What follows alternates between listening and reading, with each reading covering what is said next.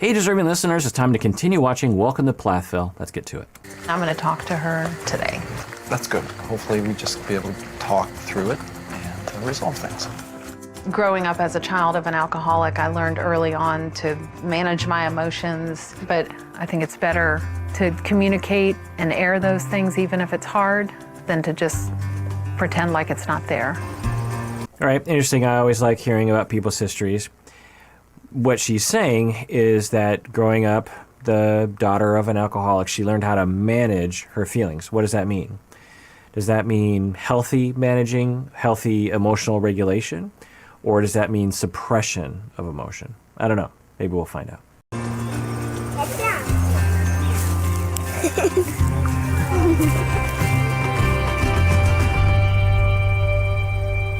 We do need to talk. To be honest, when you act like you really can't stand to be around me, it makes me not want to ask you to go spend a day with me doing something fun. So 2 thumbs up. They're actually having a talk. This is wonderful. Very, very wonderful. Let's see how they work this out. The mom is starting it off by saying, when you don't want to hang out with me or you give me the cold shoulder, it makes me not want to hang out with you. Okay, you know, there's perhaps a more functional way you can say that. I might suggest something like, I feel like you've been giving me the cold shoulder. I don't know if that's true or not, but that's how it feels to me. And that just hurts my feelings because I love you and I want to be in a good relationship with you. It's a little bit more vulnerable. It's a little bit non-debatable because at this point she could say, I'm not giving you the cold shoulder.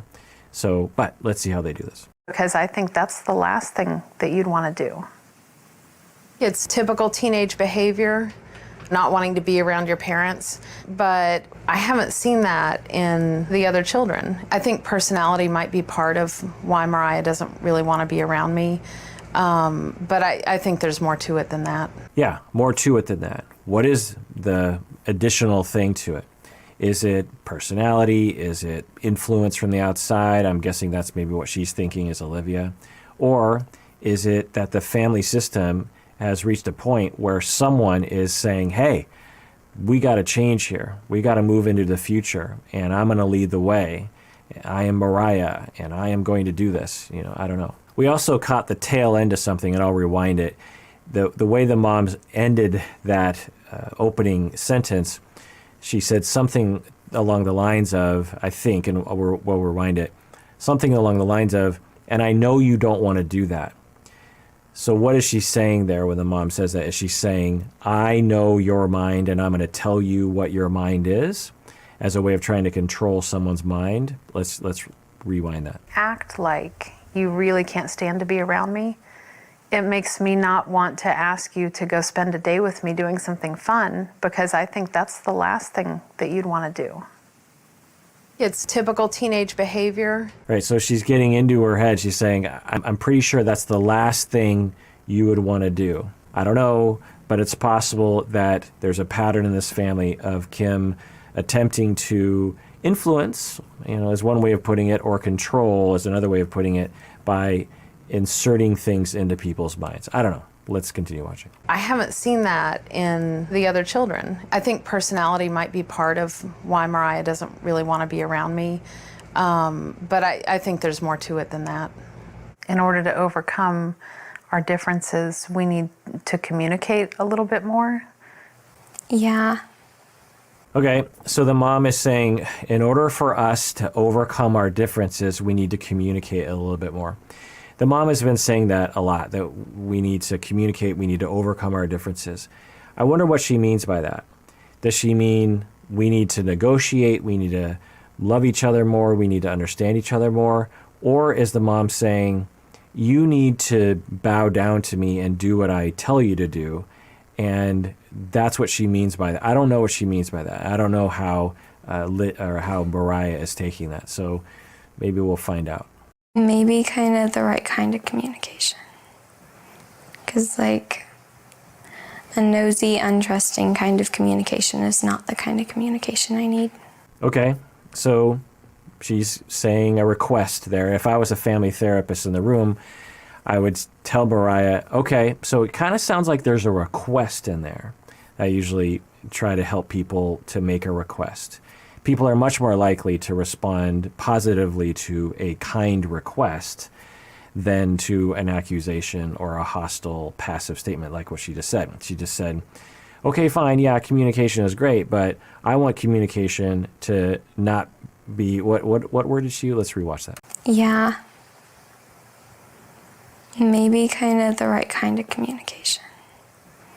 Because, like, a nosy, untrusting kind of communication is not the kind of communication I need. Right. So we'll see how Kim responds to this. I could see it going a lot of different ways. But if I were there, I would try to smooth it over a little bit, because there's a risk of the mom being hurt by that and then transferring that hurt into anger, and then that anger into hostility. So I would want to slow Mariah down, and I'd say, okay, so it sounds like you have a request for the mom. How would you like her to communicate with you? Can you ask her in a nice way? Can you say, can you please communicate with me in this way? Because that would make me feel great. That is usually more well received than the way that she put it. But we'll see how the mom responds here. It seems like whenever we talk, she doesn't like me because she has bitterness with how she was raised or whatever. As a mom, that really hurts. I hate that. Right. Now, I will say that's not what I'm picking up. I don't hear that Mariah is bitter about the way she was raised. I hear her saying, I love the way I was raised, and I'm ready for the next phase of my life. So it's interesting that the mom is receiving it that way, that Mariah is saying, I reject your entire thing here. I reject the way you've parented me from the beginning, because that's not what we've been shown anyway. That doesn't seem to be the vibe. I see Mariah as really appreciative of the family and loving the family, and she's ready to move on to the next phase, and she wants the mom to adjust to that. So it's interesting that the mom is receiving it that way, and that's natural. That parents, when you have kids that enter into teenage years and they have some criticism, and maybe they're not very nice about it, maybe they're not very mature about it, maybe they don't have a lot of empathy yet because they're still children. It's important to remember that 16-year-olds are children. We sometimes say teenagers, but they're definitely not adults, you know? Anyway, that it's very, very normal for parents to be devastated and feel like that they're a failure. And when we feel that way, we have to go to our therapists and our spouses and our friends and say, oh, I'm feeling like a failure. I feel like my kid thinks I'm a failure. And then you get people to take care of you and say, you're not a failure. Everything's fine. You can even just ask the kid, just be like, so I hear you complaining and I want to hear that, but I just have to say that I'm getting this vibe that you think that I'm a failure, or that I have failed you as a parent. I don't want to put that on you, but I just want to tell you that's kind of how I feel. Is that how you feel? Check, because I'm guessing that Mariah would say, no, you're not a failure as a mom. I just want a little bit more freedom as we move on into the future. But if you do have that narrative and you do plummet in terms of your mood in the moment, and you're very, very hurt, as I think the mom is, you're more prone to become undifferentiated and more reactive in this moment. But let's see how the mom does. Trust is earned and built. And it's not broken by doing nothing. Okay. So very smart conversation, Mariah. As a child, teenager, she is bringing up some very good points. And the mom's being open. The mom comes back with, well, trust is earned. And then Mariah says, well, how do I earn your trust if you don't let me do anything? And then the mom says, okay, point taken. So, things are going really great. Let's see how they continue. My whole life, it's been like that. Like, you just didn't really trust me. It seemed like you trusted everyone else, Hosanna and Lydia, but you never trusted me. I think I have trusted you as much as Hosanna and Lydia. They just never challenged me on it or gave me a reason not to trust them. Okay, so I would want to smooth this moment over a little bit. The child, we want to really cultivate the child in terms of how they are doing in this moment. This isn't a conversation between two adults. This is a conversation between a wise adult and a child. And so what just happened right there is that Mariah said, I feel like I'm targeted. I feel like I'm treated unfairly. I feel like I am the unfavored child, essentially is what she's saying. And whether or not that's true or not, you want to take care of that. Now, the mom can definitely say, oh my gosh, I'm so sorry you feel that way. I just have to say, from my standpoint, I felt like I treated you all the same, but if you felt like you were treated unfairly, I am sorry about that. And that would really make me sad if I ever did anything along. And maybe I did do things like that. But it was always because, and then you want to tell why because at this point, unless the mom explains why she has the parenting style that she does, she is going to walk away, Mariah, she's going to walk away going, my mom is just against me. She just wants to ruin my fun. She just wants to control me. She's not interested in me. And then when you lose that love and that bond and the child turns on you, then all bets are off. They don't care about your rules and they will just go completely away from you and off the deep end. You have to, again, as I've been talking about before, you have to guide. But to guide instead of control, you have to explain to the child why you have the rules that you do. You have to spend more time on that. And also give them the reins a little bit and say, like, well, here are some responsibilities, and here's what I would hope you would do with that. And here's what I would hope you would think about as you make the decisions for yourself in your life moving forward. But of course, it is your choice to make. Something like maybe Mariah wants to hang out with friends more often. And you would say, okay, I think you're ready for that responsibility, but let me give you some guidance on that. When I was young, I was insecure and I didn't know how to stick up for myself, and I chose some pretty destructive friends who I thought were my friends, but really they weren't because of these reasons. I thought they were my friends because they made me feel cool or they made me feel accepted, but they really weren't good friends for me because they were selfish or they were destructive and I followed their example or whatever the mom says. But the mom can explain that and then say, I hope that you understand that there's a risk of who you're friends with and who you're not. But Mariah, it is your choice who you are friends with for the most part. So something along those lines. Instead of the way that this is going, where the mom is like, look, you are, essentially the message she's giving Mariah right here is, you're kind of a bad kid. That's why I have been treating you the way that I have. And there's something different about you or wrong with you or something, which I don't know if that's going to help the situation. So hopefully they can pull out of this slight nosedive. Just being me hasn't been good enough for my parents. It's not like I think they don't love me, but I feel like they don't accept me. Yikes, that is awful. That was my worry, is that she is interpreting it that way. I don't think that's obviously their intention, but in their way of parenting. And of course, for the mom, she has told us that she grew up with a single mother who was an alcoholic and probably didn't do a lot of this explaining to her. We often parent the way we were parented, or the range of our parenting options were provided to us when we were young. And I wonder if the mom has ever seen somebody guide and explain to a child so that they don't walk away from conversations like this with that narrative. What a terrible narrative. She's saying, well, yeah, I think that they love me, but they don't accept me. That is a very destructive narrative to develop. And I would really want to turn that around, because I think the parents do fundamentally, or at least they have a little bit of flexibility around accepting her and loving her for who she is. So I don't know. But this is a very common family therapy issue, by the way, and it's easier said than done. But I feel bad for Mariah, really, and I feel bad for what's going to happen in the future, because if Mariah has that narrative, like I said, usually kids, they just like, well, I give up then. If I can't be myself and be connected to my parents, then screw it. I'll just be myself and I'll really go away from them and I'll just reject them completely. I can't really see that happening because I think Mariah has a connection with her parents, but Anyway, let's continue watching. And they can tell you that they love you a lot, but then like actions speak louder than words. I don't ever remember being very close. Ever.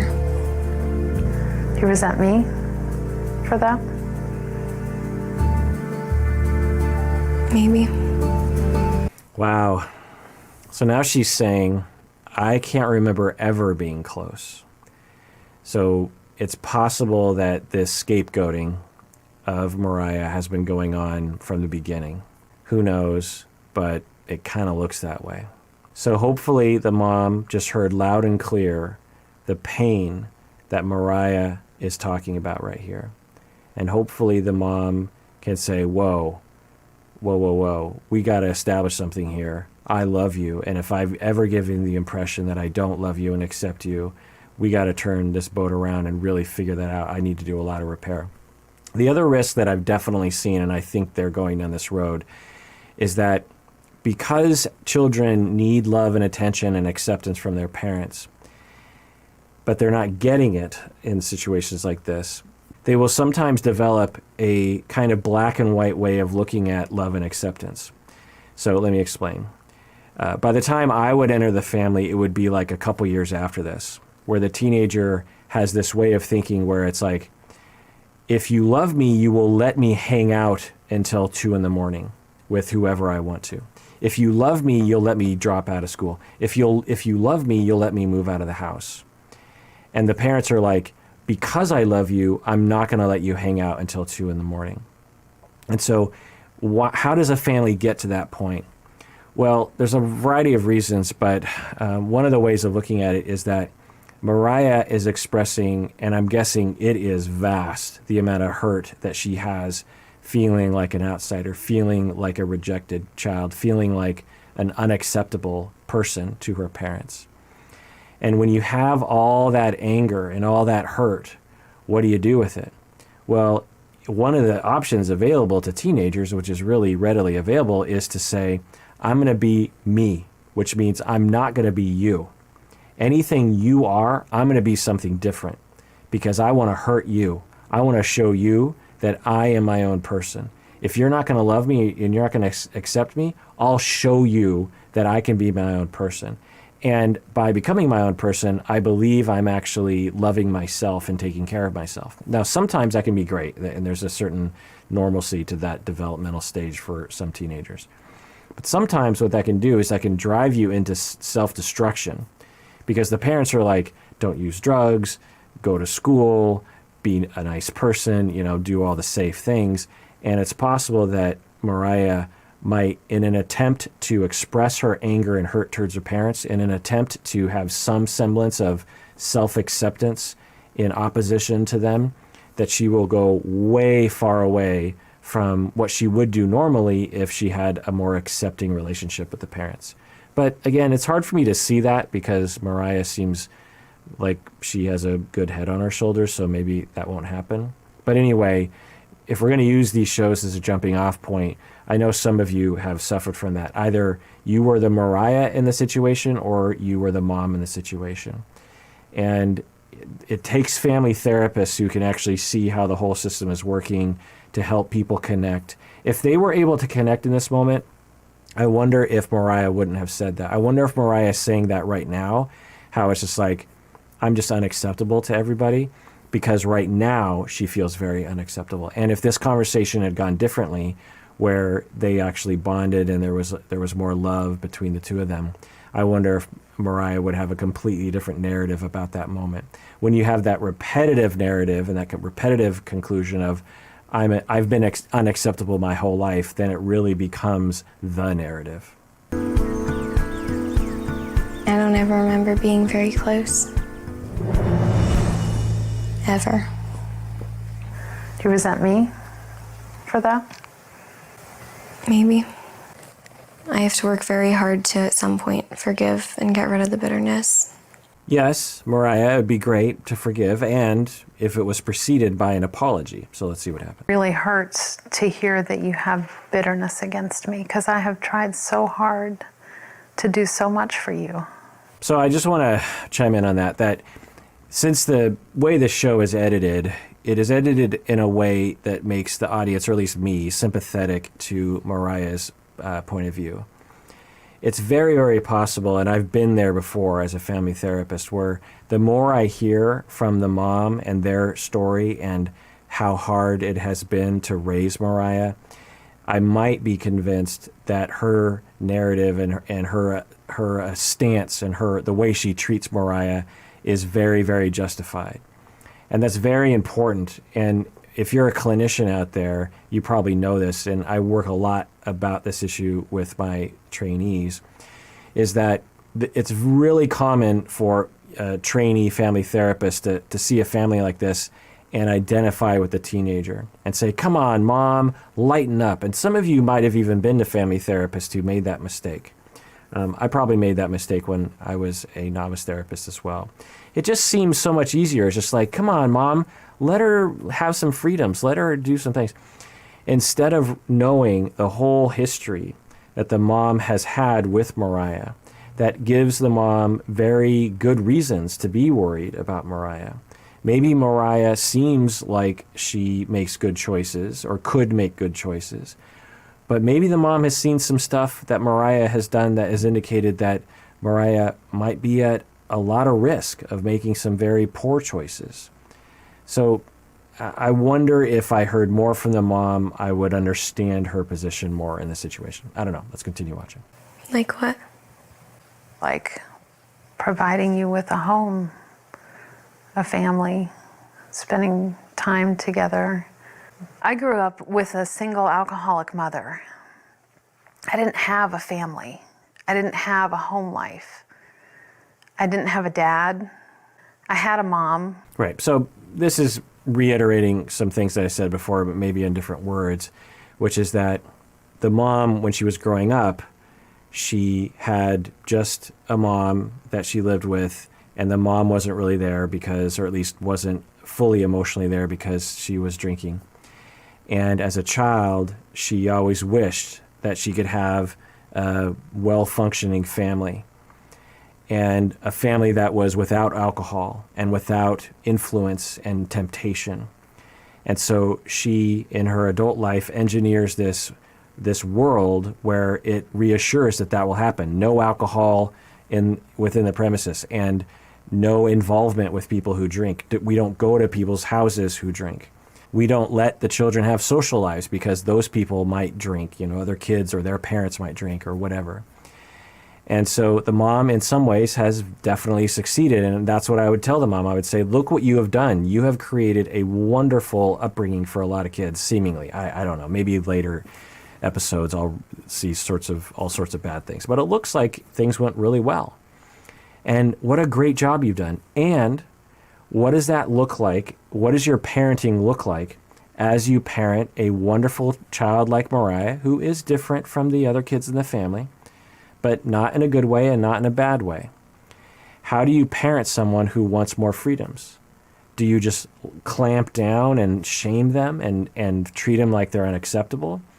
Or do you try to guide them and work with them and love them? What I would try to get the mom to understand is that the fundamental neglect and abuse that she went through, Kim went through, is not alcoholism. It was a lack of stability and love and attention. So what I would try to do is I would try to get the mom to understand that fundamental thing that she discovered herself, to help her inspire to focus on that instead of maybe these other things. But anyway, let's continue watching. When she was there and she was sober, but for the most part, I raised myself. And I have tried really hard to make sure that you had a family to grow up in. So I think this is great. I think the mom should do more explaining, okay? The mom has probably said this to the kids before. And I think the mom could do better by going further. Like, I would say, okay, great, that's great, Mom. What are your hopes for the kids? How much do you love your kids? Why have you sacrificed so much for your kids? What do you want for Mariah? What do you like about Mariah? Really, because essentially what the mom is saying is, because I had a difficult childhood, you can't have any fun. Because I grew up in a neglectful household when I was a child. I'm going to control the crap out of your life. That's, I think, how Mariah is going to receive this. She's going to be like, okay, great. You had a terrible childhood. What does that have to do with me? Why can't I have friends? Why can't I do normal things that people my age do? Why can't I wear clothes that I want to wear?